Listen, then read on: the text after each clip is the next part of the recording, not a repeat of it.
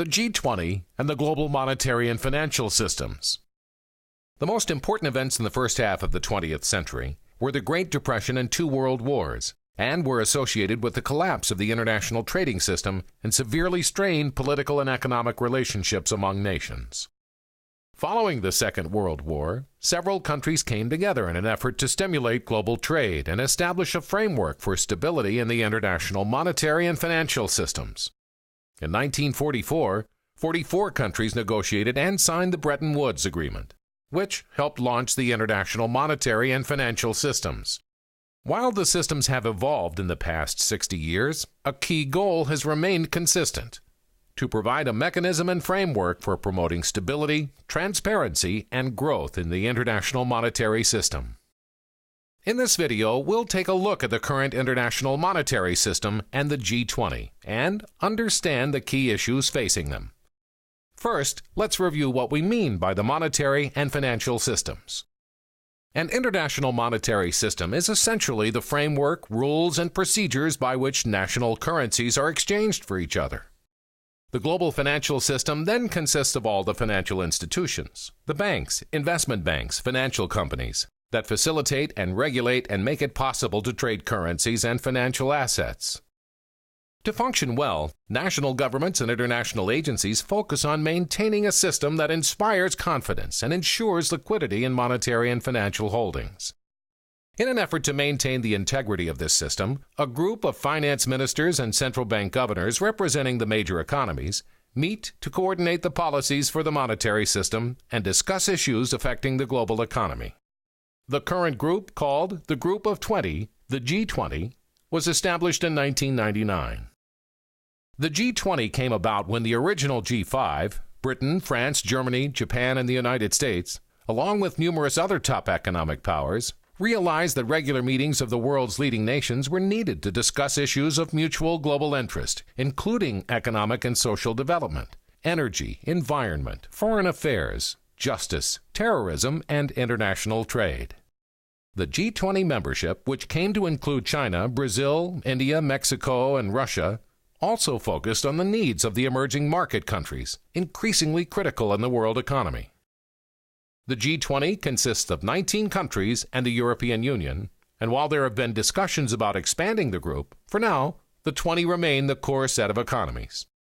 The G20 countries are the largest economies in the world. Indeed, collectively, they represent around 90% of global gross national product and 80% of world trade.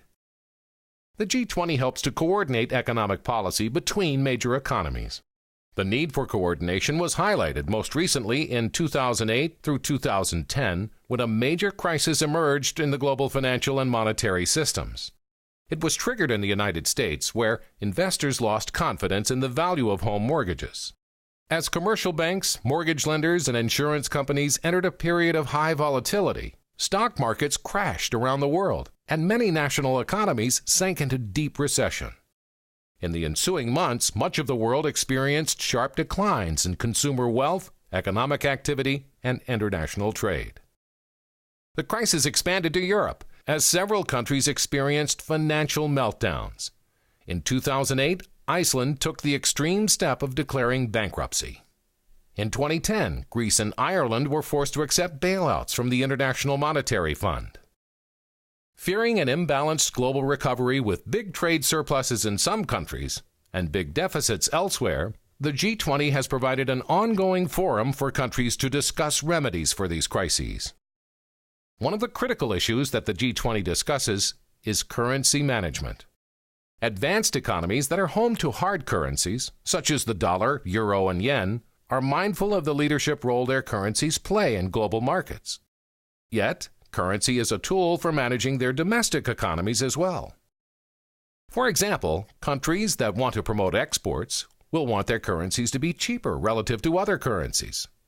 For years, China has maintained its currency, the renminbi, at a fixed exchange rate that is weak relative to other world currencies in order to stimulate exports of Chinese manufactured goods.